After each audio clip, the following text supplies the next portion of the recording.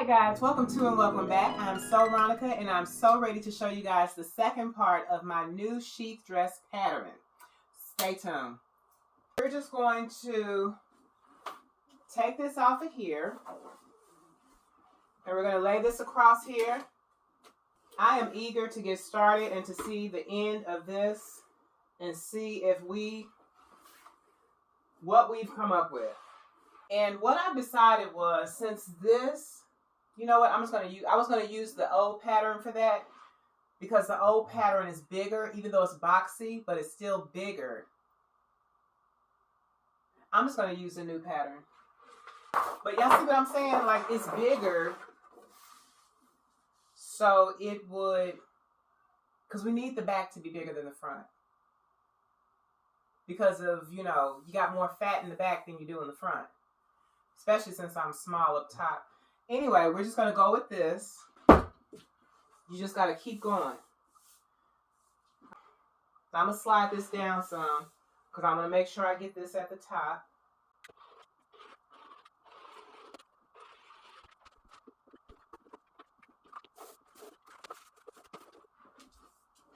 Gravity doing its thing.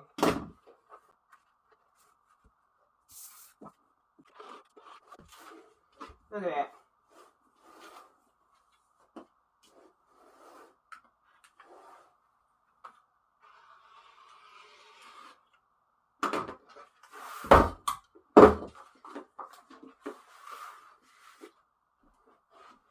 All right. So I got to make sure that I get this on the outside. So this is going to be, I'm just going to turn this around and put this here so that I know it's the back. Make sure we put that right up there on the shoulder. And we're going to put the zipper in this before we do any connecting. I'm actually looking forward to the zipper. I think I have a pink zipper. Y'all know me, it don't matter. I will put a blue zipper in there. Just because you don't want to get hung up on the details like that. So this is saying the left side again. We don't want this one. We want the right one. All right. Create and adjust. Learn from our mistakes. Keep something under the needle. You don't know it till you sew it. Practice, practice, practice. Trust God with your process of finding your footing and getting your rhythm.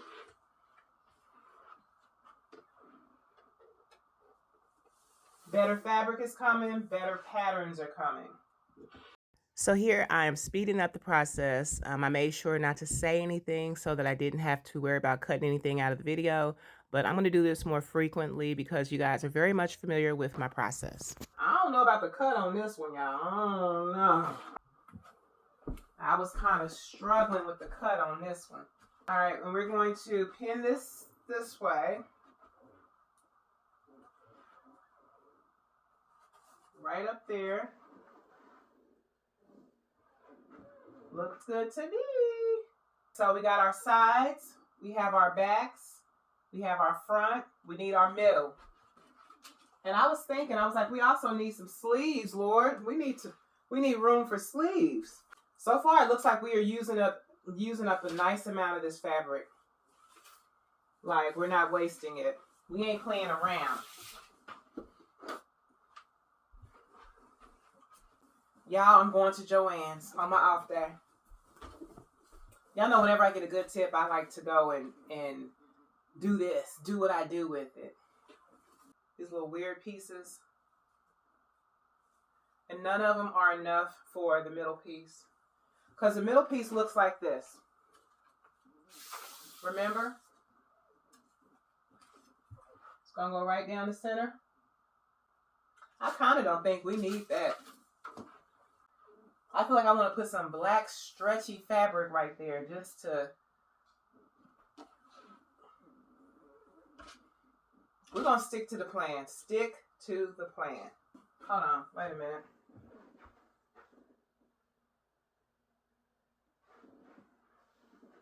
Maybe if I make the dress shorter... I mean, that's an ideal. I could make the dress shorter. And then this would be big enough for the middle piece, middle panel. I mean,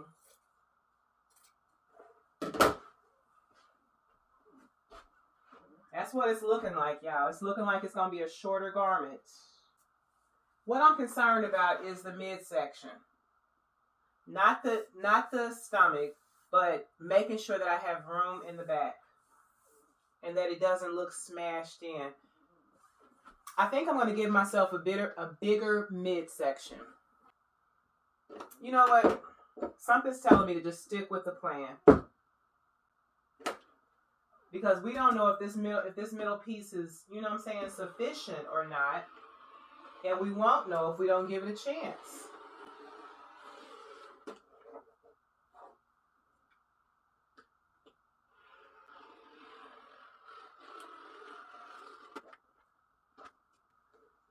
Okay, so I went just a little bit bigger.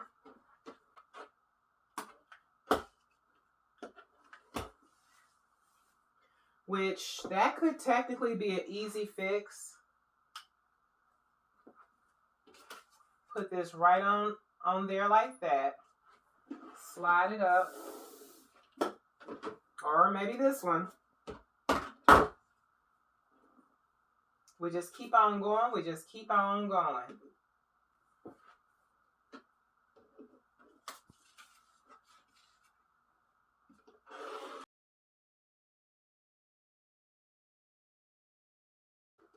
Now we're going to fold these like tulips perched for kissing. And we're going to serge this real quick. And again, we're just going to stick with our regular thread that's in the serger and the sewing machine, honey. Until we get good, we ain't changing nothing up. All right, guys, so this is the part of the video where you might want to turn your volume down so that little Pookie and Ray Ray and them don't wake up.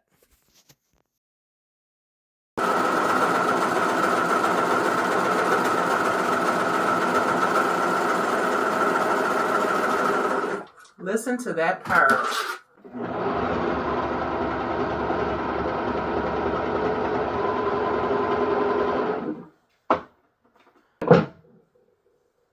Alright. So what we're going to do is we're going to make sure that we pin this according to who's on whose ticket. If you're a server, if you're a waitress, you know exactly what I mean. Want to keep everything together that belongs together.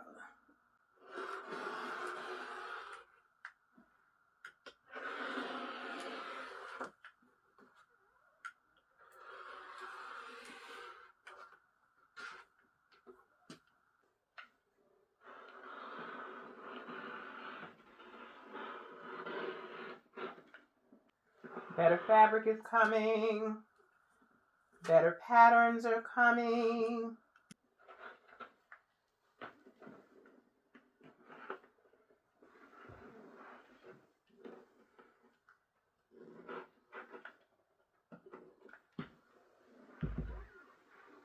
Y'all, I've noticed that this new blade is not sharp at all. Yeah, I like those colors. It's not giving grown woman, but you know, we're gonna make it be grown woman. So I'm just gonna put that there like that, cut this and that like that. I could have used the clampety clamps, but I don't know where they are right now. My assistant hasn't showed up for his first day of work yet. You know how those assistants can be. Good help is hard to find. All right, that looks so pretty to me. Okay. All right, that's embarrassing. All right, we're going to put that there. We're going to cut it. All right, so let's crack this bad boy open because it says it's 18 inches. Let's find out what 18 inches do.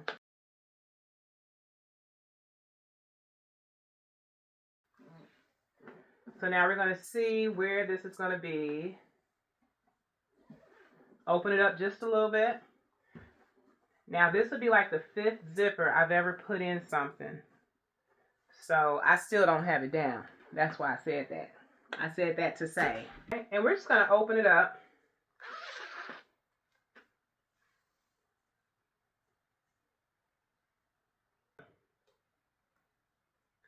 Pivotal points, which would be making sure that it is in place. So that's going to be the top, the bottom, and the middle. Is this the correct way of doing it? I don't know. Make sure it's over enough to where it's not, the zipper's not going to be caught in anything. Fold it over and then pin it. And I'm folding it over about an inch, I guess. No, that's not an inch. That's a half an inch, I think. Just fold it over enough, like my nail bed. That's the space I'm giving it. And this is just going to make the zipper, and I'm going to iron it. And get my iron out. Do the same thing to this side. And get my iron out. Oh, wait. I'm going to sew it first and then iron it. Right? Right. Sew it first and then iron it. And this is taken away. This little bit of folding back, I should have taken this into consideration because we're losing fabric, y'all. We are losing fabric. I just realized that. So that's another reason why the back needs to be bigger than the front. That's why they're called big backs, wide backs. All right, so now I'm just gonna give this a double check. That's gonna go there, that's gonna go there, and it's gonna stop about there. So that's about right. Okay, guys, so this is where I like to warn you ahead of time so that little Pookie and Ray Ray them don't wake up. Go ahead and turn your volume down because it's going to get a little noisy.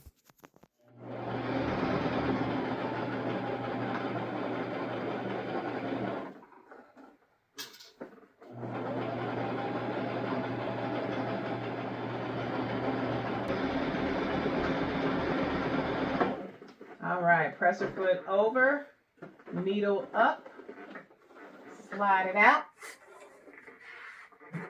and look at our work. This brother from another mother, it loves to do reverse stitching. So that's like that. And because of the white thread in the bobbin, which is the bottom, the white thread is what's showing, thank God.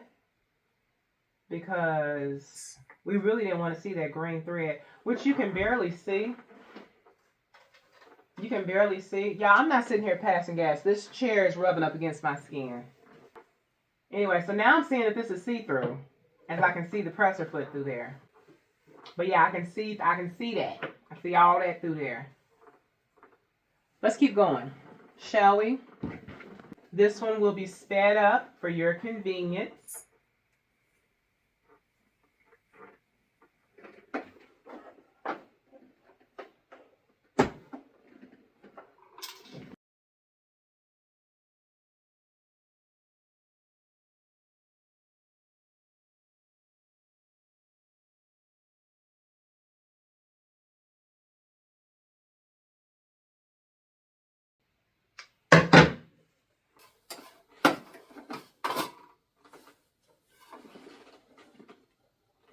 Making sure it's lined up. It is. Presser foot down.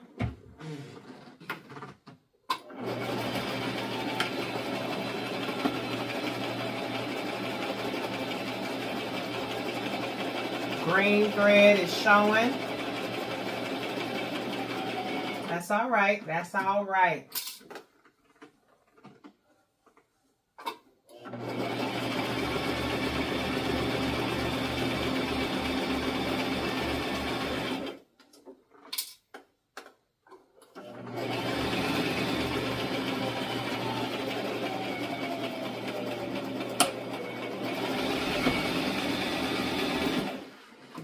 Presser foot over, needle up, slide it out, and admire our work. Okay. Okay.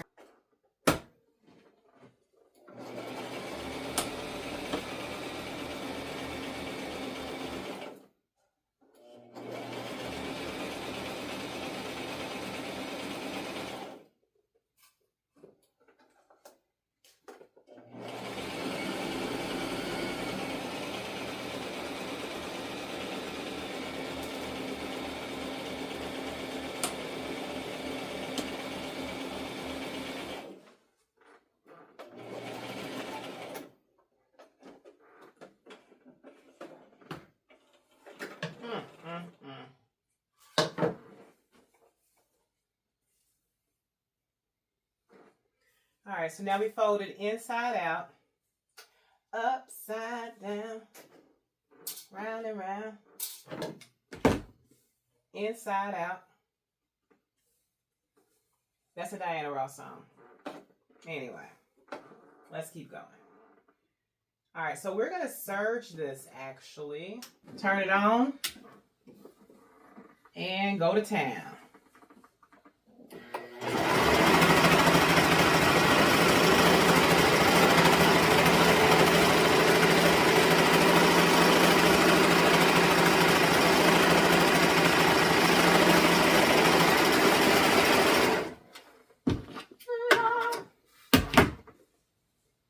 Look at it that side, look at it that side. It looks good to me. Turn it inside out. I mean, it's not that bad. It's not. It's not. Yeah, that has no stretch to it, but I think I can get my arm. Yep, perfect. Look at that. Ooh, ooh, y'all see that? Come on now. Come on, sleeves. The sleeves are sleeving. All right, so now we're going to do the same thing over here. Boom, bam, inside out. Connect those. Two lips perched for kissing. Now, if you're new to sewing, I would suggest that you put pins in this part and don't try to wing it. But we've got a couple of months under our belts, so we're good. We're good over here.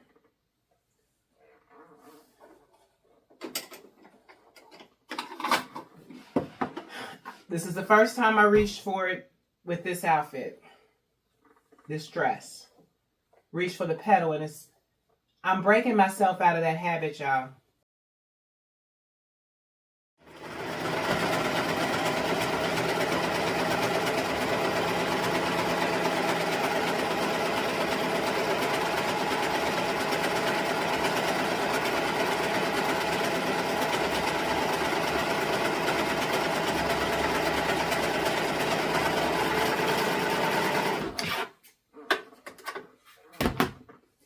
Look at it. Look at it.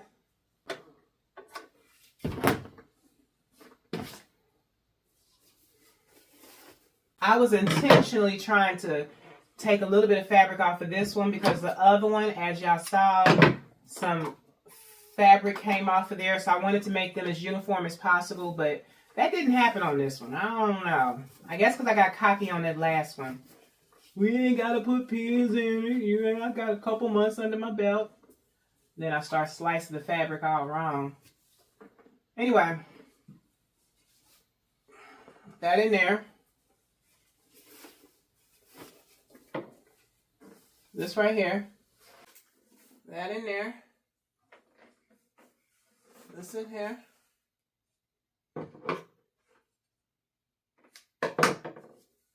Look at it. Throw the thread on the floor.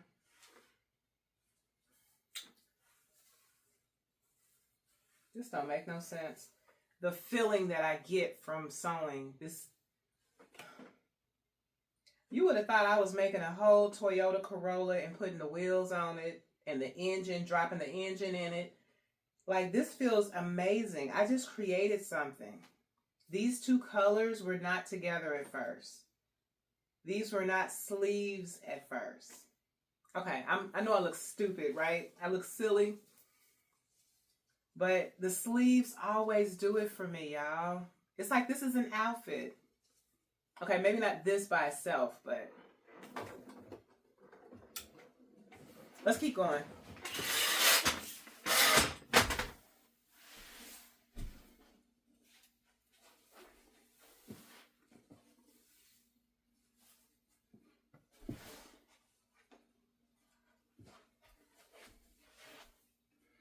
I wonder what makes fabric dry clean. Like, how do I know this is not dry clean only fabric?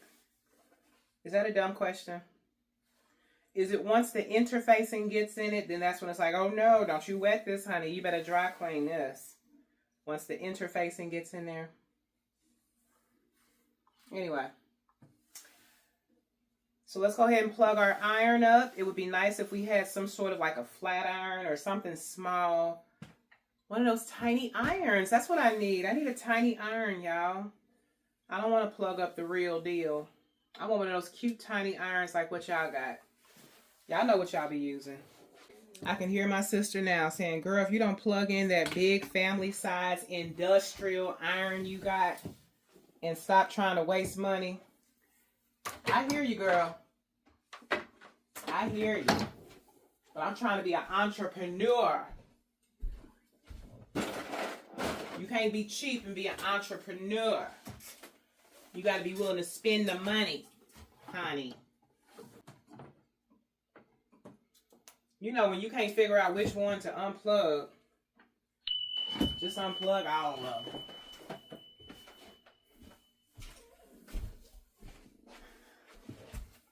Lord, just be happy with the way. This iron got a little bit of water in it. All right, so we're just going to go ahead and give it a gander. I probably should have in the future just press like a small piece of fabric just to see like what is this on? Why is this not as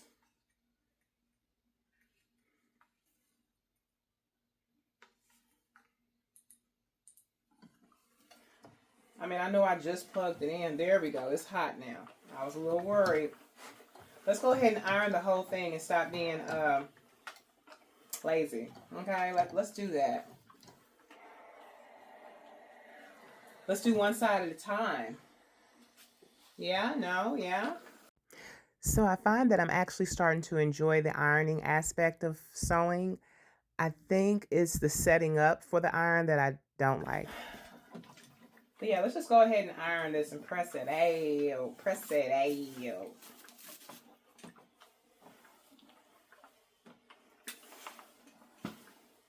All right, I think that's good. I think this is small. I know my backside. I feel like this is a size 8 instead of a 14, 16. Then again, I don't know. We got the sides over there, y'all. I'm looking at the sides over there.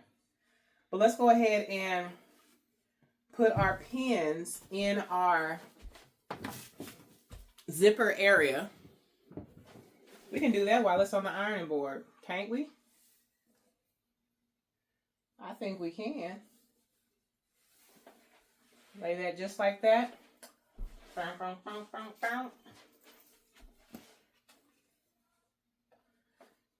But yeah, I want to share a poem with y'all while I'm doing this. You're like, oh shoot, here she go. Oh shoot. Yeah, here she go. So I wrote this back when I was living in the projects, and I had just like found out that my friend was like, that my friends weren't my friends.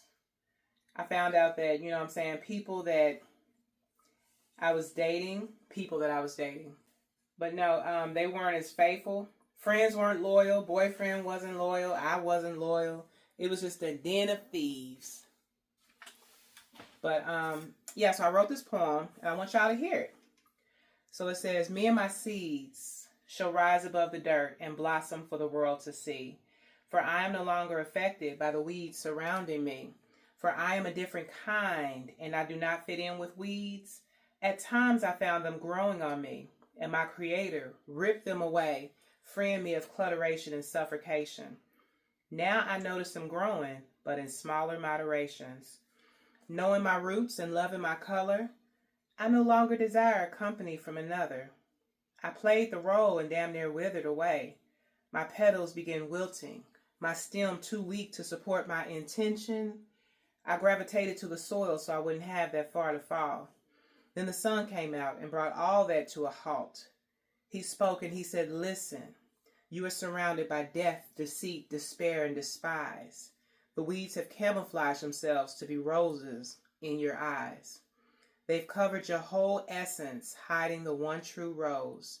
Don't be so quick to crave a friend, because in the end, they might be foes. Or whatever y'all do when people do poetry. I don't know what y'all do. Anyway, so that was my little poem. Thumbs up the video if you like it. If you like it. But that's what God will do, honey. He will expose every enemy, secret enemy in your life. Even if it's you to yourself, honey. God will expose it to you. And he will bring correction. When you pray and you say, Lord, anything that's in my life that's not of you, God, take it out, remove it. You know what I'm saying? Wrong thinking, wrong ideals, preconceived notions, whatever it is. You know what I'm saying? Don't let me lean to my own understanding, Lord. Don't let me, you know what I'm saying, be deceived. The Bible says the deceived and the deceiver are his. You know what I'm saying? I don't want to be one of them children that's the deceived. I want to be walking in truth. I want to be walking in clarity. So you have to pray and you have to ask God to give you that wisdom. And when you do, honey, don't be surprised the things that he takes away from you or that he reveals. But y'all, living in the projects, I remember me realizing that my life was like in shambles when it was like 10 o'clock in the morning and I had just left the liquor store. And I was like, what am I doing with myself? Now this is, like I said, I was in my 20s. I was 20. So, or was I 21? If I was able to go to the liquor store. Now they had a liquor store in the project, so I would not be surprised if I was going there underage. I would not be surprised. But I remember thinking, like, what am I doing? It's 10 o'clock in the morning and I got a 40 ounce. And you know where I got that idea from? The movies that I was watching. They would get their nails done and they would have 40 ounces and they would, you know what I'm saying, grip the 40 ounce with those nails and have their little braids. And you don't realize how much you're being influenced until you do. Until God take them blinders off of you and you see, wait a minute, you mean to tell me that I have been, because that's why the word says to renew your mind. Renew your mind. If you don't renew your mind, something is renewing your mind. Something you're watching, you're listening to, you're surrounded by. The Bible says evil communications corrupt good manners. So there's something that is shaping and molding you. And that's why you have to be mindful of your eye gate, your ear gate, what you allow into your system, your spirit. So anyway. Yes, y'all, the projects at a time was shaping me until God stepped in and said, not so, not this one. Not this one. And I thank him for that. Anyway, so we're going to take this to the sewing machine, but I'm going to let that be a different video. Y'all, I don't want to try to do it all in one day.